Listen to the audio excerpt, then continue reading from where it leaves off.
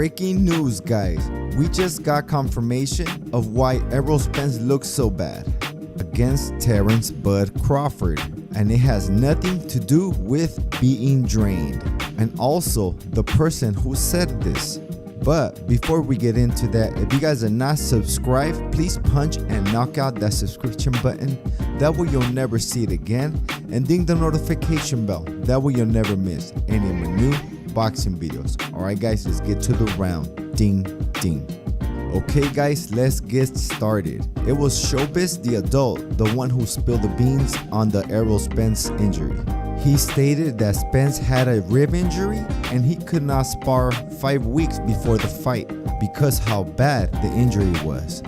He said, drum roll please. The guy who broke his ribs is the name of Quinton Randall. He just fought on the undercard of Shakur versus Santos this past week. Showbiz said that he will not release the information of who told him this, but he said that we all deserve to know. I would like to thank Showbiz for this time-sensitive information that we all needed to know. I'm really glad that we all know the real truth, guys.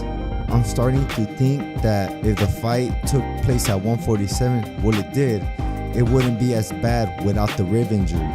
I still say Crawford wins at 147, but I believe it will not be that one-sided like it was with the rib injury. But the rematch at 154, I really believe this will be a 50-50 fight now that we know this information. Really thanks to Showbiz, because he's the only one that man up to tell the truth. But now that we all know the truth, it does take away from Crawford. Now we all know why he looked so good against Spence. He fought Spence with a broken rib. Similar to Ryan versus Tank, Ryan came in with a broken rib. We all know this because the "Are you okay" guy broke his ribs in sparring. I don't want to say his name because I cannot pronounce it. The only difference about that is Tank knew about Ryan's injury and Crawford did not know about Errol Spence's injury, both coming into the fight. I'm sure if Crawford knew that Errol Spence was injured, Errol Spence would have been TKO'd in the same part that he was injured. So with all this new information, thanks to Showbiz, I would say that Inoue's performance against Fulton looks a lot better than Crawford's performance against a rib-injured Errol Spence. So to me, at this moment, Inoue is the #1 pound-for-pound skill-wise fighter in the world, skill-wise. At one point, I thought it was between Inoue and Shakur, but Shakur just proved that he is not in that level yet. That performance against De Los Santos was underwhelming. I'm not talking about people's accomplishments or accolades, I'm talking about their skills, guys. And you just know sometimes who is going to be great just by seeing how good they are. Like certain fighters coming up and they have high skill levels and they're just beating up everybody coming in. You know they're going to be great, right? But you just don't know how much they're going to be great. You just know they belong in the top level.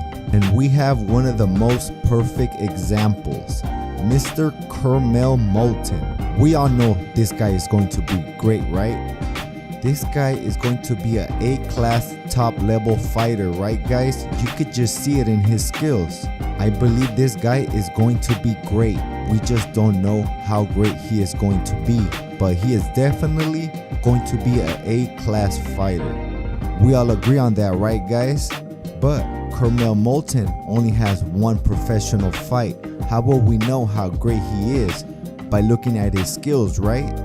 He's only fought one person, but I personally believe Shakur is still a great fighter. He was injured and he had an off night just like Errol Spence. I believe he will make a statement in his next fight and there will be a chip on his shoulder.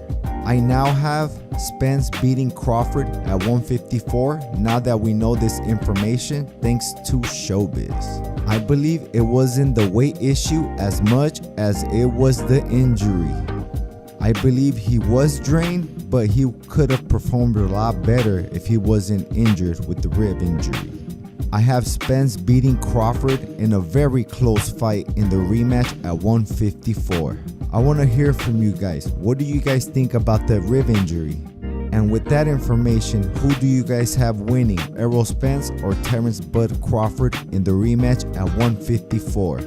Comment below and I'll write to everyone back. But always remember this, guys. This is very important. Subscribe. The champ is here!